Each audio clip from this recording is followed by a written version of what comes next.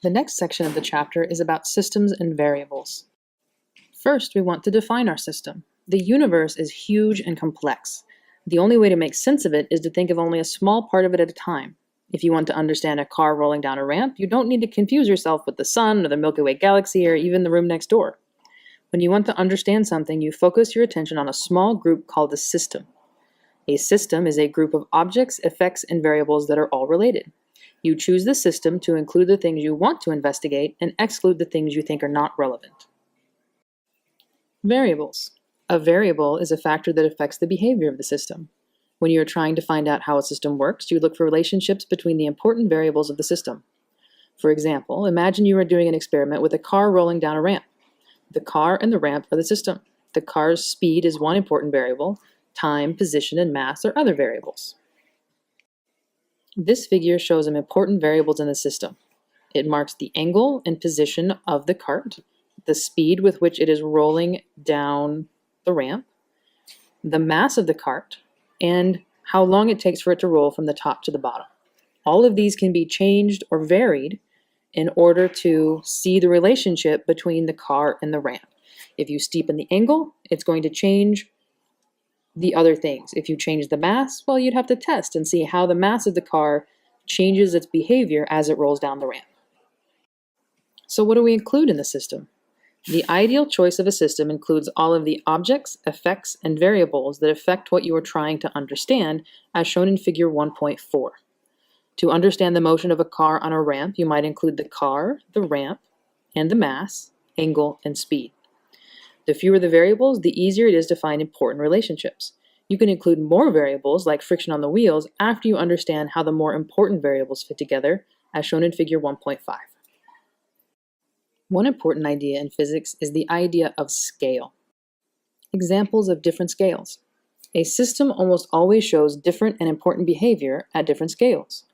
Figure 1.6 shows a road at 3 different scales. To calculate driving time between cities, you use the largest scale. To design the road to be wide enough to fit a car, you use the middle scale. And to understand how water drains through the cracks in the road, you need to look at the smallest scale.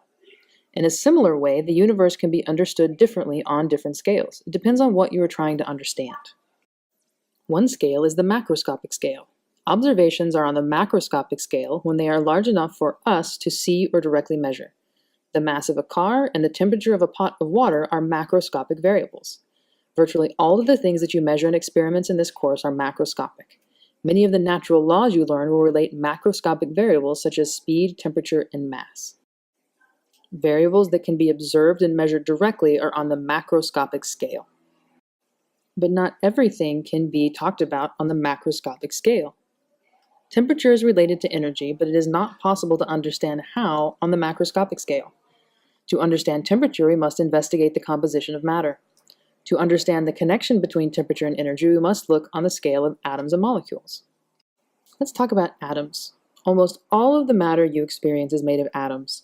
Atoms are tiny particles, far too small to see directly. However, many of the macroscopic properties of matter you observe depend on the behavior of atoms. Physics shows us how to understand certain aspects of the macroscopic world, such as temperature. We need to understand the behavior of atoms. We will use the term atomic to mean on the scale of atoms. Variables that are on the scale of atoms and are far too small to be observed are on the atomic scale.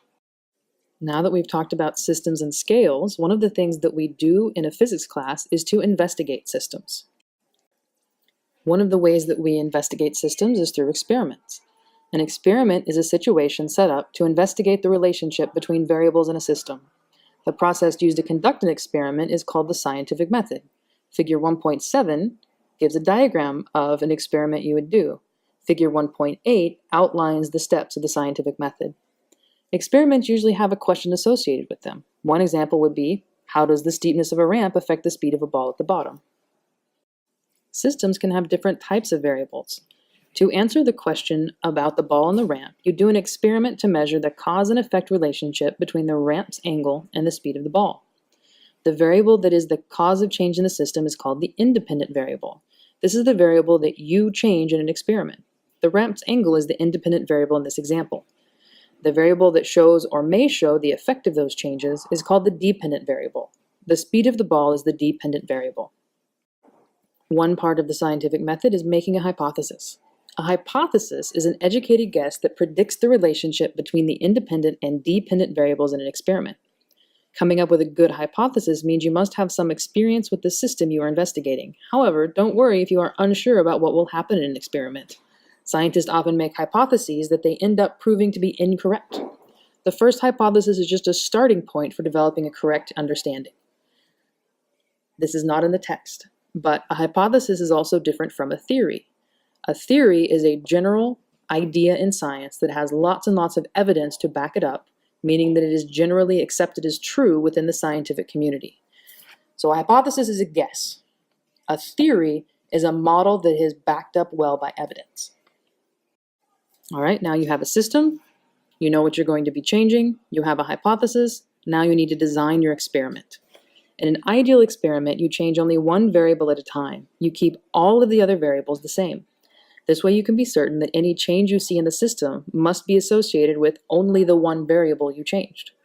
A variable that is kept the same is called a control variable, and the variable that is changed is called the experimental variable.